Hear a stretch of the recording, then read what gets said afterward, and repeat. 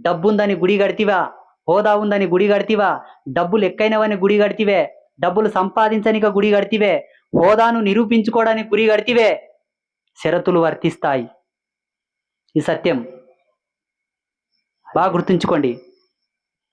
విజయనగర సామ్రాజ్యం ఉన్నప్పుడు రత్నాలు, మనులు, మాణిక్యాలు, వజ్ర వైడూర్యాలు రాసులుగా పోసి అమ్మిన ఆ కాలంలో కూడా నూతన ఆలయం కట్టడానికి ఆ కాలం రాజన్యులు ఎన్నో ధర్మాలను శోధించారు.